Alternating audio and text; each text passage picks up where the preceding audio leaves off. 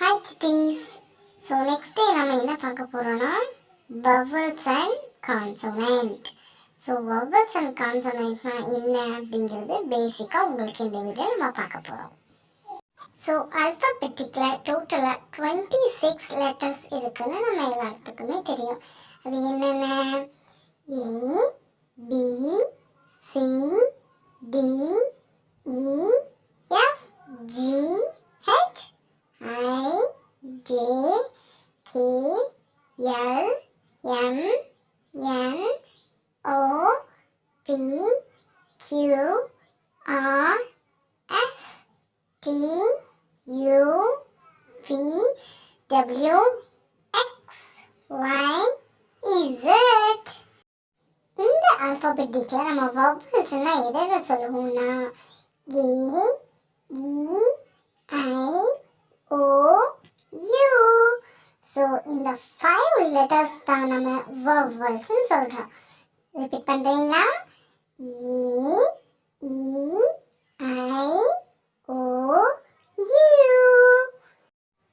So ஆல்ஃபபெட்டிக்கில் இருக்கிற 26 லெட்டர்ஸில் இந்த 5 வவல்ஸ் தான் ஒரு இம்பார்ட்டண்ட் ரோல்னு அப்படின்னு நம்ம சொல்லலாம்.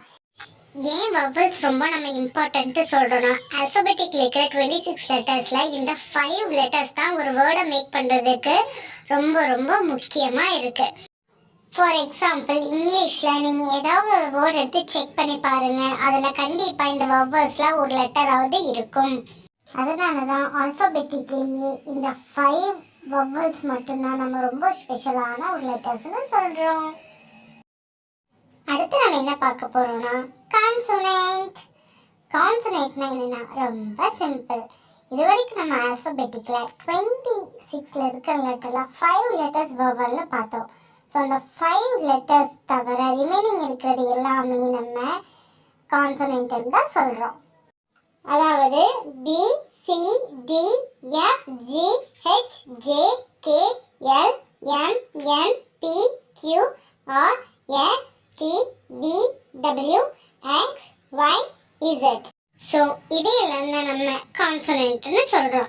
இப்போ உங்களுக்கு வவல்ஸ் அண்ட் கான்சோனன்ட்னா என்னென்ன புரிஞ்சிடுச்சா? ஸோ நம்ம இந்த வீடியோவில் 5 வவல்ஸ் என்னென்னு பார்த்தோம் அண்ட் 21 கான்சோனன்ட்ஸும் என்னென்னு பார்த்தோம்.